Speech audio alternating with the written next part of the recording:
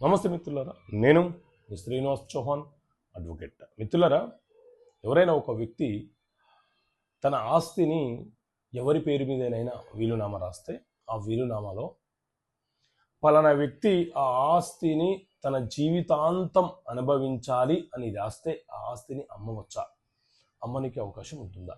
So మిత్రులారా, మన దేశంలో ఉన్నటువంటి రిజిస్ట్రేషన్ యాక్ట్ 1908 అనే చట్టంలో, అలాగే ఇండియన్ సక్సెషన్ యాక్ట్ 1925 అనే చట్టంలో ఈ వీలునామా అనే అంశం గురించి డెఫినేషన్స్ ఇవ్వడం జరిగింది. అసలు వీలునామా ఎట్లా ఉండాలి, వీలునామా రాసేటప్పుడు షరతులు విధించవచ్చా, ఇలా రకరకాల అంశాలు వీలునామాకు సంబంధించిన అంశాలను పేర్కొనడం జరిగింది.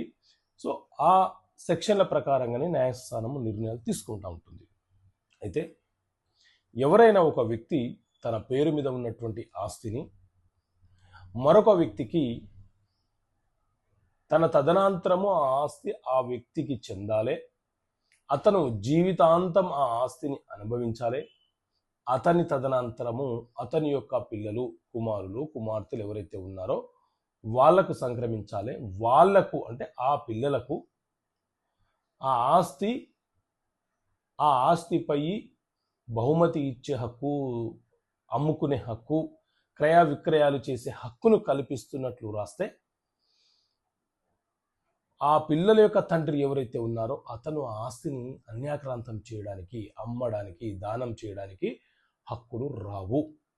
అది రిజిస్టర్డ్ విల్ డీడ్ అయితే అసలే హక్కులు రావు.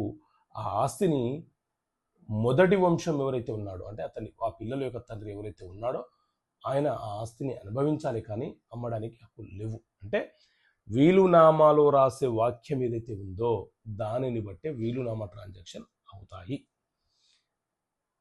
నువ్వు జీవితాంతం అనుభవించాలి అనే పదము వీలునామాలో మెన్షన్ చేస్తే ఆ ఆస్తి అనుభవించడానికే పనికొస్తుంది తప్ప ఆ ఆస్తిని అన్యాక్రాంతం చేయడం, దానం చేయడము, తాకట్టు పెట్టడము, ఇంకా ఏ ట్రాన్సాక్షన్ చేయడానికి అవకాశం లేదు.